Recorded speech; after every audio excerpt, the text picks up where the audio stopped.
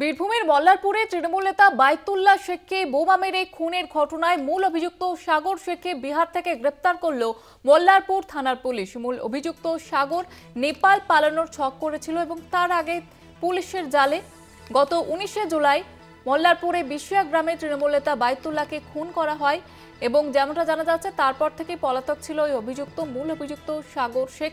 তাকে গ্রেফতার করা হয়েছে বিহার থেকে এবং যেমনটা জানা যাচ্ছে পুলিশ সূত্রে যে সে নেপাল পালানোর ছক কষেছিল, তবে সেই ছক বানচাল করে তাকে গ্রেফতার করা হয়। ধৃতকে রামপুরহাট আদালতে পেশ। আপনাদের আবারও একবার জানিয়ে রাখবো যে বীরভূমের মল্লারপুরে তৃণমূল নেতার খুনের ঘটনায় এবার মূল অভিযুক্ত সাগর শেখ তাকে গ্রেফতার করা হয়েছে। বিহার থেকে তাকে গ্রেফতার করেছে পুলিশ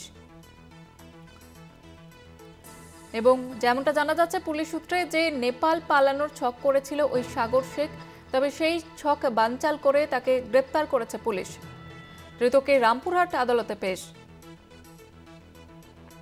আমাদের প্রতিনিধি মনা বীরবংশী রয়েছে টেলিফোন লাইনে। মনা, পুলিশ সূত্রে কি জানতে পারছো?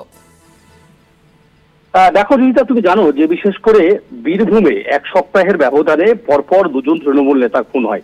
আমরা প্রথমে দেখি যে বিশেষ করে বীরভূমের লাভপুর বিধানসভায় এক তৃণমূল নেতাকে গুলি করে খুন করে এবং তারপরে আমরা দেখি যে বীরভূমের মল্লারপুর থানার অন্তর্গত বিশিয়া গ্রামে তৃণমূল নেতা বাইতুল্লাহ শেখ তাকে গত 19 তারিখ রাত্রে আমরা দেখেছিলাম যে বিশেষ করে তার যে গ্রাম বিশিয়া, সেই গ্রামেই তাকে খুব কাছ থেকে গিয়ে বোমা মেরে তাকে কিন্তু খুন করা হয় এবং সেই ঘটনায় দেখো পুলিশ তদন্ত প্রক্রিয়ায় নেমে এই ঘটনায় অর্থাৎ তৃণমূল নেতা বাইতুল্লাহ শেখ খুনের ঘটনায় মূল অভিযুক্ত সাগর শেখ তাকে বিহার থেকে কিন্তু গ্রেপ্তার করা হয়েছে। পুলিশ যেটা জানতে পারছে যে এই যে সাগর শেখ মূল অভিযুক্ত বাইতুল্লাহ খুনে সে কিন্তু নেপাল পালানোর একটা ছক করছিল এবং পুলিশ তাকে ট্র্যাক করে এবং সূত্র মারফত তারা গোপন সূত্রে খবর পায় এবং তাকে গ্রেপ্তার করছে বিহার থেকে। এবং পুলিশ যেটা জানাচ্ছে যে আজই তাকে রামপুরহাট মহকুমা আদালতে তোলা হবে এবং পুলিশ রিমান্ড নেওয়া হবে। তুমি জানো যে এর আগেই বশির শেখ নামে একজন গ্রেপ্তার হয়েছিল বাইতুল্লাহ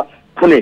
এই নিয়ে দ্বিতীয় ব্যক্তিকে গ্রেপ্তার হলো এবং এই হচ্ছে মূল অভিযুক্ত সাগর শেখ, তাকে গ্রেপ্তার করেছে এবং নিঃসন্দেহে মল্লারপুর থানা পুলিশের যে ভূমিকা বা বীরভূম জেলা পুলিশের যে ভূমিকা এই বিশেষ করে বাইতুল্লাহ খুনের ঘটনায় তদন্ত প্রক্রিয়ায় নিঃসন্দেহে প্রশংসনীয়, সেটা কিন্তু বলা যেতে পারে।